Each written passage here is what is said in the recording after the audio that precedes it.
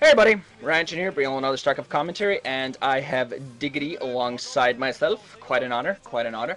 So, this is going to be the second set of Stork versus Jangbi. I just talked about dueling with Diggity like it was an honor, like it was unimportant, which it is. But anyway, this is going to be a second set, so important. Jangbi playing a very good game in the first one. We're going to see whether Stork manages to pull one back here. It's going to be just awesome. 3, 2, 1, go. For syncing purposes there. And this is going to be good. This is going to be good. This is going to be on Destination, two-player map. And not that it matters, but this is actually my favorite map in StarCraft. Not that it actually matters, because I'm a crappy player.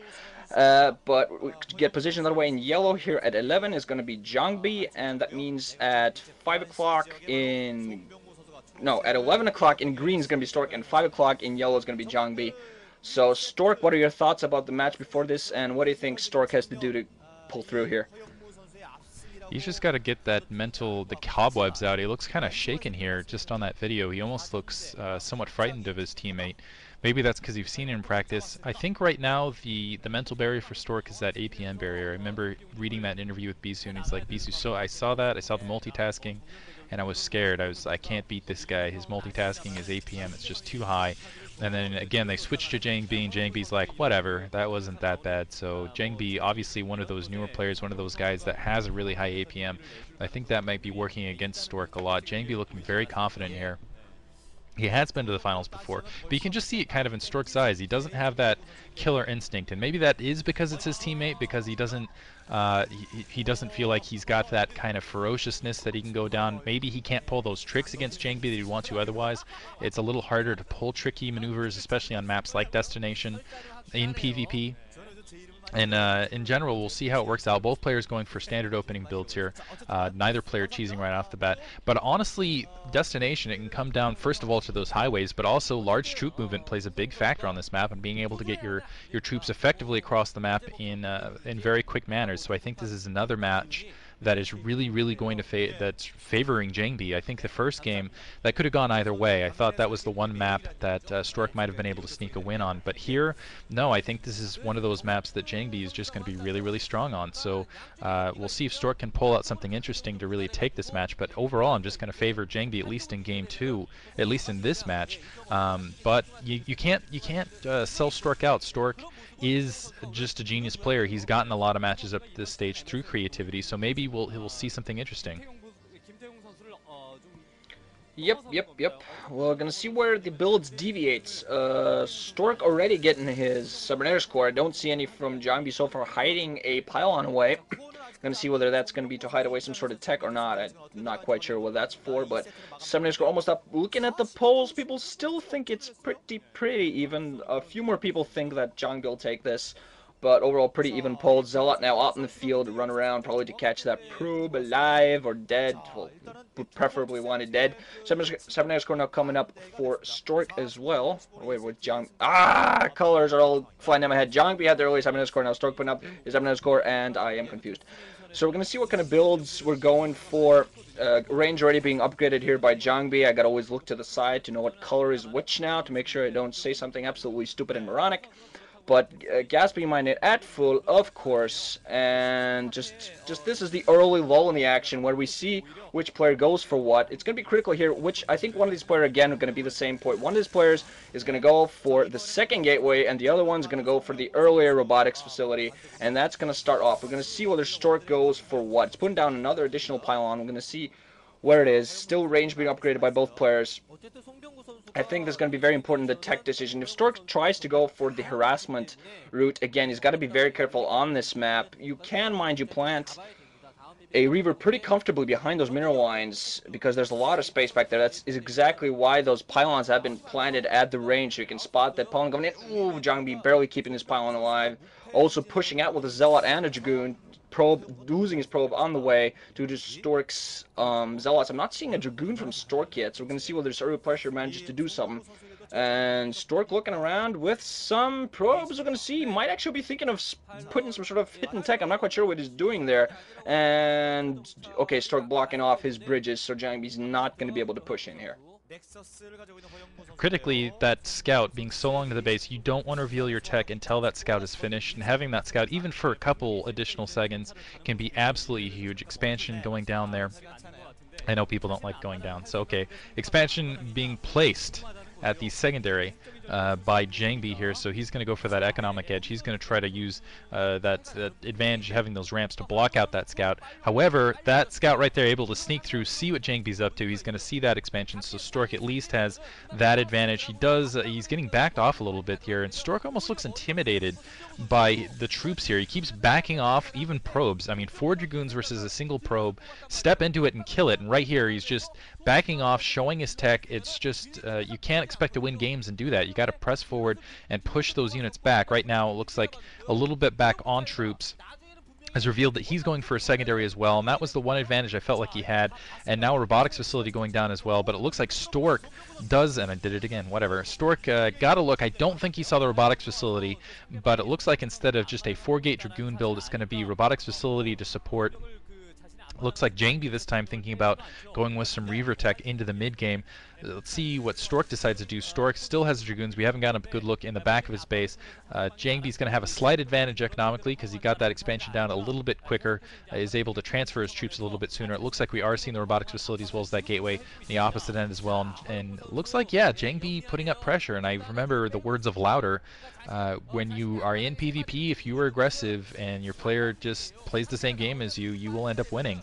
And right now he's getting a lot of free hits, and it looks small now, but say that's one less zealot because it got picked off on the front of the field into a battle that's about to happen in 2 minutes. That can be all the difference here, and it looks like an observatory going down to just maintain that perfect information, as well as a Citadel of Adun to either get the speed or Templar archives, and just putting a pylon in the backfield just in case, just to get an eye on any Reavers that might be coming in. There's that Templar archive. So the question now for Jangbi is bother with Dark Templar? I don't think he's going to. I think he's just going to get a quick advantage with that Psy Storm, and with those bridges, that's an absolutely devastating combination. Yeah, he's going to be able to put some drops to use. He has that robotics facility going, and with those High Templar, of course, we all know what storms do to probes. Annihilate, for those that didn't get it. So, Citadel of Adun also coming up for Stork. We're going to see whether he uses that for speed or getting his own Templar out there. I'm not quite sure whether he wants to compete in storm battles with Jangbi. Getting his forts down, actually, so that's an interesting choice this early on.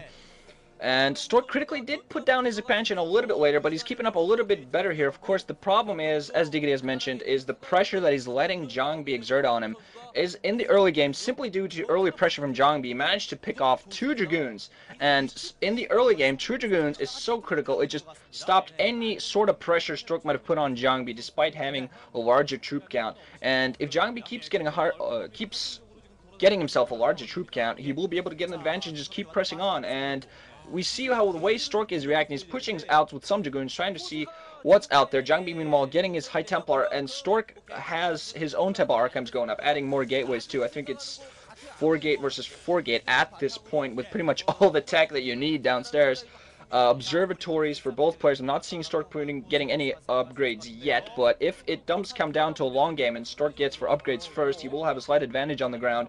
Just has to be very careful. I'm going to see whether he sticks to... He's not going for Reavers. I didn't see any sort of robotics support, so he's definitely going to go for those High Templars as well. We're going to see whether we're going to see Templar drops on both sides. Jangbi, I believe, both players planning pylons at this location, and both thinking of expanding here, actually. And Stork might actually thinking of taking down, like, he's going to take down the probe of Jangbi. Jangbi's going to know that. We're going to see whether the probe actually decides to be gaudy and plants him down there. Observer being taken down in Jangbi's base of Stork. So Stork did get the scouting information. Whoa, look at all those gateways. Adding 4 gateways, so I believe that's 7 gateways. He should be adding an 8th one fairly soon as well. So Jangbi's going to go into full macro. He knows he has what he needs to produce a wall. Have this Shuller out there. I'm not quite sure whether he put Templar in that or not, but we are going to see a drop here. Stork has some Dragoons, though, in the back, so he's ready. He knows that. Also putting down cannons and getting the weapons upgrade, finally. I'm going to see what kind of advantage that gets him in the late game. I think that would be Stork's idea here, to try to get this into the late game, because he knows he has some fairly good troop control, also getting his own High Templar there. It almost feels like it looks like Jangbi going in for a Storm drop right here. Let's see if he can spot it off. No, dropping Dark Templar, but Stork right on top of this already has a cannon up. Let's see, and the Observer and those 4 Dragoons hunting down that Dark Templar. But that keep in mind that shuttle still can swing around, and it looks like it is swinging around back towards the main. A Dark Archon being morphed, getting spotted out. That's not going to help. And there's that Storm drop from behind. Beautiful Storms. That was excellent troop positioning there by Jangbi, able to get just playing at a really high level right now. You can just see between him and Stork, he's just seconds ahead. He's just really, really crisp in all of his play. Not quite sure what the purpose of that Dark Archon was. I can't imagine Mind Control really being that big of an effect. Maybe Maelstrom in the middle of this match, but now it looks like Stork also going to lose 2 pylons here. 2 that I think he placed 2 there at the 3 o'clock position. And I don't see that Dark Archon up anymore, so probably had that know that it is up out in the field. We'll see how that comes into play. Looks like it's pushing up to do some spotting right now. A good Maelstrom could even things out just to take down a quick troop grouping, but Jangbi, now that he's aware of it, honestly, I don't see that. Oh, it's for feedback to take out the High Templar. Very, very clever. So he's going to try to equalize. He knows he's not as good with Storms as Jangbi, so he's trying to get that Dark Archon to try to take those High Templar down to try to equalize the army. Very, very clever. But now Stork a little bit boxed in.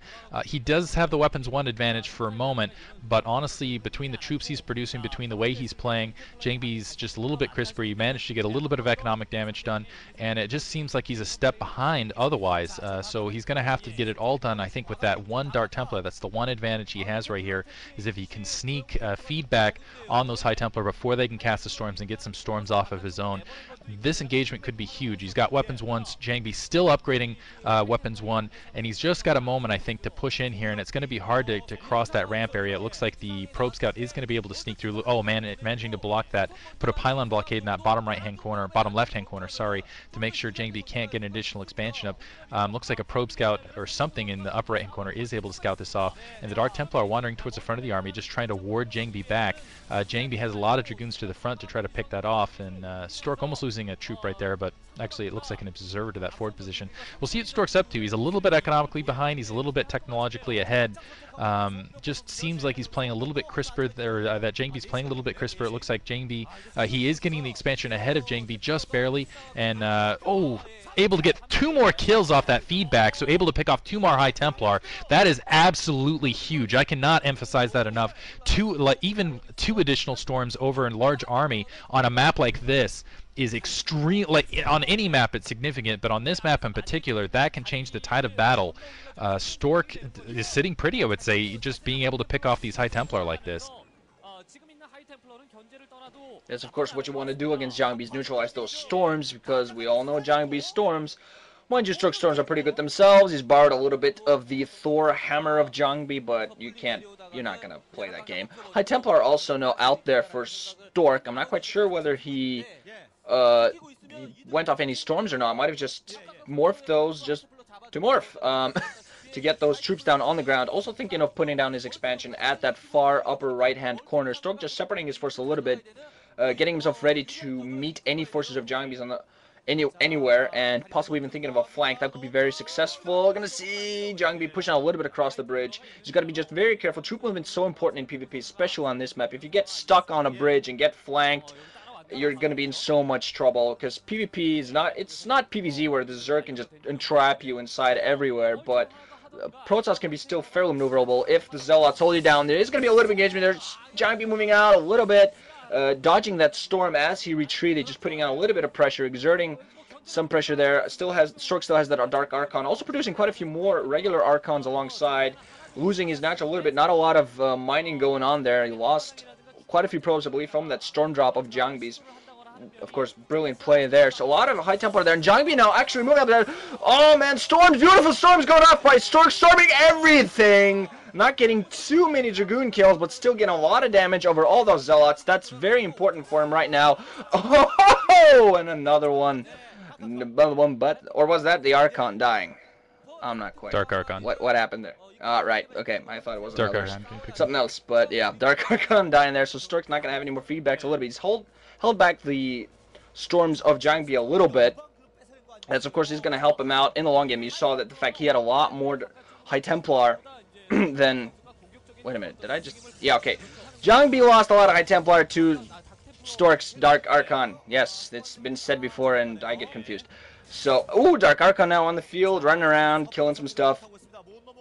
Oh, that's always nice. Stork has both players just humongous armies, while Stork seems to be a little bit more Templar and Dragoon favored. I think Jangbi has a few more Zealots actually on the ground, so he's going to be able to take a lot more fire. And now actually that Dark Templar not going to be able to do anything more, no more damage from him there. Now it's just going to be a little bit of a stalemate. We're going to see who decides to push in. Both players going to have to be so careful before it decides to put on any more pressure here. Looks like Stork's going to take a significant economic advantage. Cannons, actually, in the bottom left-hand corner. That kind of confuses me. I thought that was Storm going out. It's not catching a lot. I don't think that was worth that high Templar death there. Storming half 2 Dragoons there. He was hoping to catch a big army force. But I'm curious about Jangbi putting all those cannons in that bottom left-hand corner, sealing off an expansion for himself. It's kind of odd play there. Stork has taken his upper right-hand expansion, his mineral only, as well as that 3 o'clock. So as far as gas goes, I think Jangbi might be up. He's taking that 9 o'clock right now, and Stork has yet to take an additional gas expansion. That could really pay off, especially towards this late game, but it looks like some Zealots pushing up there now, and for whatever reason, Jangbi not moving his force. I think he's a little bit concerned about Stork on the opposite end of the bridge. He doesn't want to get boxed in, and it looks like he was starting to head across. He's sending out some troops as best he can, but the cannon slowly going down. A small Zealot brigade now pushing in to try to clean that up, and oh, I'm sorry, there was a nexus in the midst of those cannons. It was hard to tell when it was warping in. I thought it was just a big grouping of cannons. But if Jangbi can hold these expansions, he will take an economic edge, which surprises me. Stork doing a pretty good job with his attacks, and he's just kind of letting Jangbi at this stage basically go ahead economically. He's got two forges running. I only see the single forge running on the opposite end. He's now trying to get that second forge down, so he's going to start falling behind in the upgrade war. That is going to definitely benefit Jangbi through the mid game. It looks like Jangbi at weapons 2, and then I think it's weapons 2 on the opposite end. Now we're seeing the huge battle commence. Storms on both sides. It looks like Stork's storms are actually a little bit better. He's catching a lot of the Zealots, but catching a lot of his own troops with it. But it looks like Jangbi just has more Archons, and more Archons going into Zealots. The Dragoons in the backfield might be able to run back. They might be able to sidestep. It's going to be a lot of micro here if he can sidestep and take care of those Zealots. But it looks like Stork is generally corralling those Dragoons forward to take them out. Still one Archon to the north here, so it looks like both players going to wipe out each other's attack forces entirely, and neither player really gaining a significant advantage here. Looks like one Archon escaping with its life, a couple Dragoons escaping with its life, and Stork being a little bit ahead. But oh, critical there. A Dark Templar at the 3 o'clock, stopping a Nexus from going up from Stork. And that is going to be, oh man, I cannot emphasize that enough. Looks like a Templar Archives going up, Jangbi using that gas to full advantage here. And honestly, Stork with a lot of Zealots on the ground, not going for, I guess, more mineral heavy troops because he realized he had less gas. But with that Dark Templar roving out, and I don't see an observer out in the field, and not able to get that Nexus up, Stork needs to hurry up and do something quickly. He needs to push out, make sure he seals that 3 o'clock somehow, even if he has to use Psystorm to do it. Go take an additional expansion, get an additional gas, because Archons versus Zealots, that is going to be the combo that is going to be killer into the late game, as well as the upgrades. And as soon as that Arbiter comes out, honestly, I don't know that an all-Zealot ground force is really going to be the key, especially if Stasis comes into play. So we'll see. And also, don't forget how powerful Recall can be across the main. But yeah, that Dark Templar still chilling at that 9 o'clock location, keeping that expansion out of Stork's hands, and Stork doesn't look like he's making any maneuvers to take it. Yeah, Jangbi seems to, I thought he took a slight advantage there. I'm not quite sure whether Stork retreated there or not, but now that first Arbiter is going to be out of the way very soon, it's going to help Jangbi off. He's going to be out. Help him off. What the heck? Yeah, he's going to give him a little bit of help there. He's got to be very careful not to get that picked off, which is, of course, just stuff I'm stating on random. Stork has done a pretty decent job on reinforcement again, has a pretty sizable troop alongside. Jangbi also has quite a large troop. Both always look at their armies and they seem quite equal. Stork now running everywhere. There was Zealot trying to spot expansion. Seeing that Jangbi has not quite yet taken down that 9 o'clock. Definitely thinking about it. Stork, meanwhile, has now taken his 2 o'clock. No, Jangbi has not taken 3 o'clock, and Stork is taking the 2 o'clock. So he's trying to equalize the economic situation that is in. Jangbi has been on more bases for a while. He also got, of course, from the very beginning, he's had an economic advantage, and he keeps pushing it. He can reinforce more. Even if battles end equally, Jangbi will have a few more troops out a little bit each time. Now, finally has that Arbiter out there, and Stork has to make sure he keeps all of his observers alive, or he's going to be trouble. I'm not sure whether he definitely probably spotted that Arbiter with those troops at that point. And Jangbi expanding again at the 4 o'clock, so he's going to be going everywhere, all over the map. Stork now barreling down. I believe on this 8 o'clock expansion, Jangbi has some troops. He could meet them halfway. There are some cannons there, and Stork is going to barrel down this. First Zealot's going to run in with some Archons as well. Dragoon's going to stay in the back. We're going to see whether they're going to be there to meet the troops of Jangbi. He's going to go in, takes out all the cannons. He's going to try to take out Saga. Now Arbiter with those ground troops of Jangbi to move in here. The Nexus will probably go down. It's not going to stop him, but we're going to see whether Jangbi does a pretty good job. At least he's taking down this army. He should be able to pin him, but no, he's actually not. He's apparently going for the counter-attack, going to go on the expansion of Stork, and that's, I think, exactly what he needs to do. Stork, meanwhile, has just a bunch of High Templar chilling at some bases there, and also now moving into what appears to be the natural. Both players just walking around. Jangbi has, meanwhile, stopped his attack on possibly this attack's not going to be... Oh man, a huge battle here. Storms going off everywhere, and I'm not quite sure whose storms are better. His storms going off on the Arbiter as well. Arbiter manages to escape those though, and Jangbi trying to keep all of his Dragoons alive, trying to spread pretty well. Stasis going off, and an Archon, a bunch of ground troops, and that's going to win this battle for Jangbi right there. Loses his Arbiter, but the Arbiter has done its job. And oh my god, Stork now is going to be such a huge disadvantage. Jangbi lost his base, didn't manage to do a counterattack, did a smart job actually pulling back and engaging Stork. And just, wow, take out that battle, and now he's just going to wait for those to unstasis, to thaw, and that's going to be death. And I think with this, Stork's so badly behind. His main is dead, his natural, I believe, is dead, and I'm not quite sure with other bases. Can't have too much mining. Stork is in so much trouble. Jangbi, a wonderful job with that one single attack, taking an advantage, and now these are going to thaw, try to run away, and some of them actually might. You know what's funny? What really helped him out at that stage was that Dark Archon. If he had that Dark Archon out, he could have feedbacked that Arbiter, and that would have really helped him in that attack. Unfortunately, didn't have an Arbiter out, didn't have anything to take down that Arbiter and that stasis. That was really what I was worried about into that late game. Looks like I was a little bit off. I didn't realize that Stork had already taken his 3 o'clock. I thought he had not taken his 3 o'clock for quite some time, so I thought he was behind in gas. So he's actually equal up to that entire stage of the game.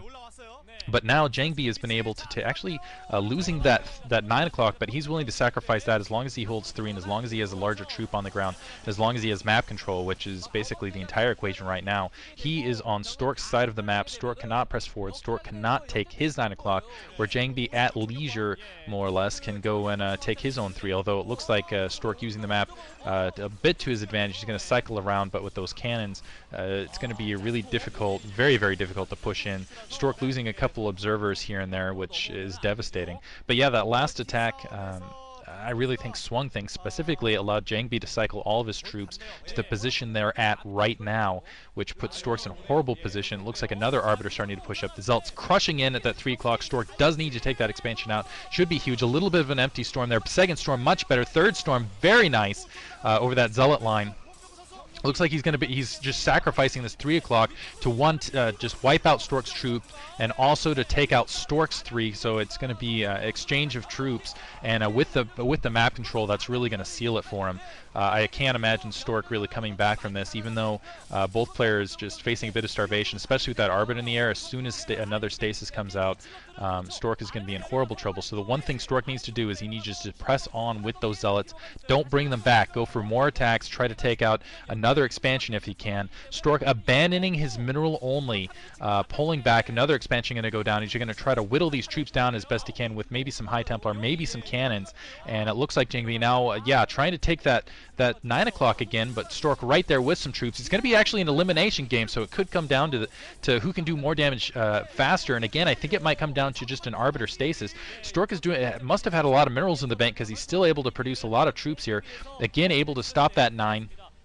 If he can just hold out and get some really nice storms and use the just kind of the defensive architecture of this map across the middle section where he now has regained control, he might be able to start Jangbi out. So the game is far from over, but the thing he has to do critically, he has to pick that Arbiter off. He has to do something to neutralize that Arbiter, because if he gets stasis at all, that is going to cost him heavily. And you can see really going with the Zealot heavy army. So here it comes. He's got to pick that Arbiter off, and gets stasis instead. Loses about half a control group, and Storm's going everywhere, but that is going to be the battle right there, right there. So it looks like, I've got to say, I think Jangbi's going to be able to easily clean these forces up and either take an expansion or take down one of Stork's expansions. Either way, you can see Stork with the gas light units going mostly with Zealots, where Jangbi going with the gas heavy units into the mid game, and with that Arbiter overhead and no observer nearby, life's got to suck for those Zealots in their own little private hell bubble right there. Some people say hell is the giant frozen lake, and that's got to be exactly what those Zealots are experiencing, surrounded by your enemies and little ice balls while all your friends die in the background, unfreezing just to get annihilated. Looks like storms. Some nice storms going off, so at least a bit of a revenge there. So it's like, take that, 1 foot in hell, and doing some damage otherwise. But that Arbiter critically still alive, still pushing Stork's forces back, and now Stork is just going to get starved out.